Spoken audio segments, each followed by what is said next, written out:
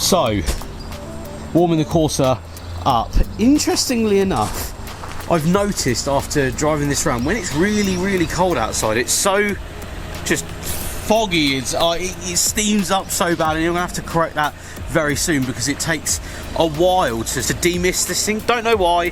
Very odd. Maybe it's got a leak somewhere, I don't know, but it seems to be in the colder weather it gets maybe slightly more damp than it should inside the car. But again, absolutely loving this thing. We're putting miles on it off the channel. We're enjoying this on a day-to-day basis. Still can't believe I own this car. It's unreal. The Series 1 has been sat in the garage on charge, been, you know, on a trickle charge, and as you'll see by the video, I cleaned this probably, I'd say about 3-4 weeks ago. I actually cleaned this car and I have not driven it since, and the spot marks are back from inside the garage. So that's something I thought I'd got past. I thought I'd actually seen past. The roof, when it maybe rains, it spits through just brown drops all over the car. Look how bad the back is. So I'm going to have to reassess where that's coming from. I thought I'd fixed it off camera. I thought I'd done this. But as you can see, apparently I haven't. When I had the roof redone on this, we had to go with the same roof that was on it. So this sort of felt, look, I can literally move it with my finger.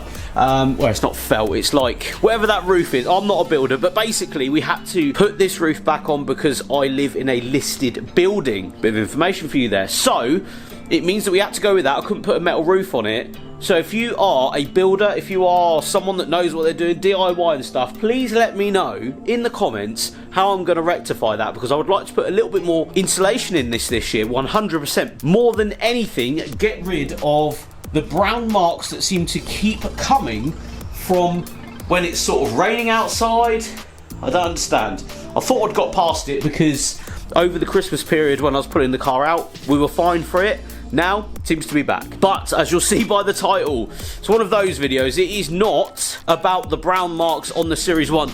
Although, that proper winds me up because I've cleaned this and made sure it was really nice. Now it's got brown spots again. It's about something that you, of course, if you follow me on Instagram, Facebook maybe, you will know this was coming. So we're going to pull it out.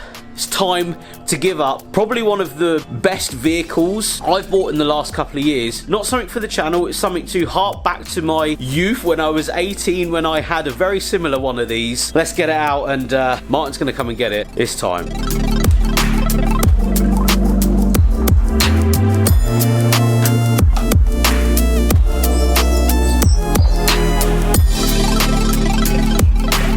So yeah, if you guys didn't know, this is my 1992 Veefar 400 NC30. Now when I was younger, when I was 18, my first proper bike was an RVF 400, an NC35, which subsequently of course increased in price dramatically over the last couple of years.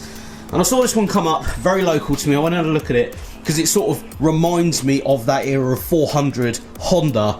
And yeah, I had to have it. So it's actually been sort of one of my prized possessions. I don't ride bikes, and I know it sounds really silly. I don't ride bikes anymore. I came off my RVF 400 many years ago.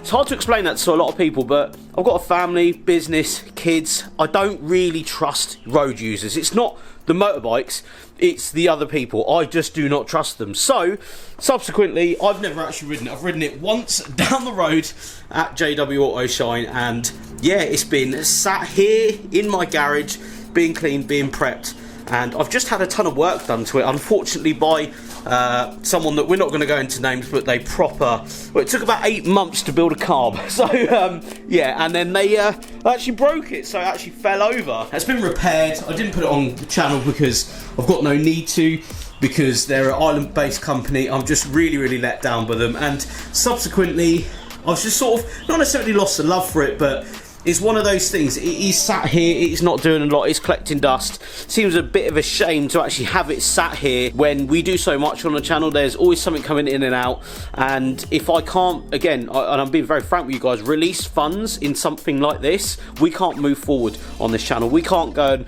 buy the next Corsa VXR that I used to have back in the day and restore it. We can't restore bits on the Series 1 RS Turbo this year if something like this is just sat here collecting dust. It is a beautiful showpiece. It is a fantastic piece of history.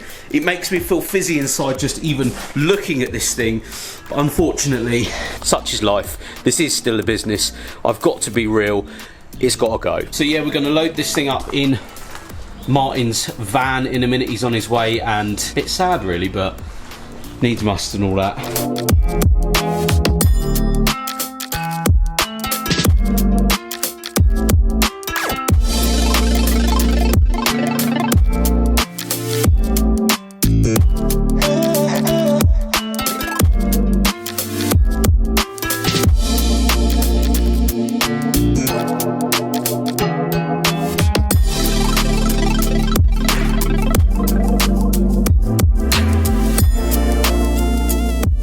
Martin's here, alright Martin?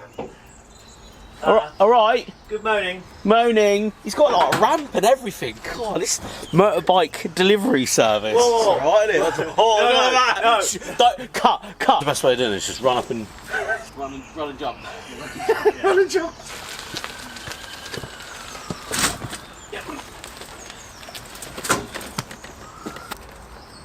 Go in the middle. You're going to go all the way. I'm going to stand here and all the whole way there.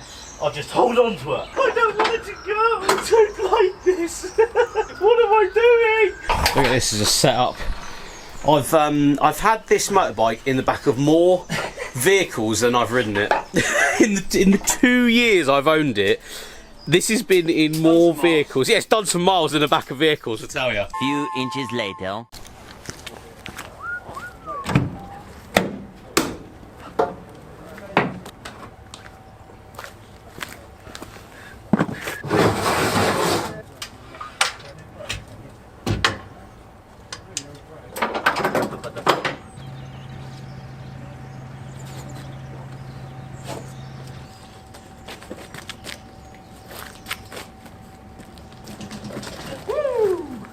Yes.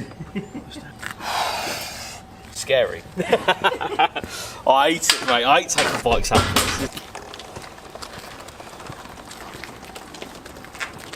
I need your help first. Huh? I need your help. Oh, okay. We're not going in yet. Backwards. Sorry. Backwards. Need to get that girt thing forward. Oh, gee, really? Yeah. I could just about cope with this one. Whip. Yeah. Look at me now. You might want to do that again. Why? I was running behind you. Oh, yeah. It's fine. It's funny. Yeah. Where's it going? Oh, I'll go like anywhere. So I'll just put it next to the one with the car on it. Right, bike is in V5. I'm just going to cover like that. All that. I would video what's in here, as I put this down here. I would video what's in here, but I haven't asked. So I'm a bit like, we need to do a full video in here. If you like motorcycles, I think it'd be quite good to do. But, bike's in. Not sure how I feel about this, mate. I'm trying not to get everything in, get you in at the same time. Because lovely things in here. I really should do a full video in here. We'll ask Sean. Yeah. Bye. So yeah, the bike is now down in the capable hands of Sean at Hoonshine Motorcare. He will be the one that will be putting the bike up for sale, getting it ready, getting it prepped, just checking it over as well. I wanted a second set of eyes to make sure this thing was as good as it can, ready for the next person to take on the role of looking after this beautiful piece of history. It is a huge shame that I don't ride anymore and I don't make content on this bike, and that's probably one of the reasons that I feel like giving it up is the right thing to do too, especially for the channel moving forward. Although I won't be riding this thing around, it'll always have a soft spot in my heart because I absolutely love this generation of motorbike. If you are interested in the bike whatsoever, it will be up for sale very, very shortly on my social media channels, but for now, Thank you so much for watching. We'll see you on the next one.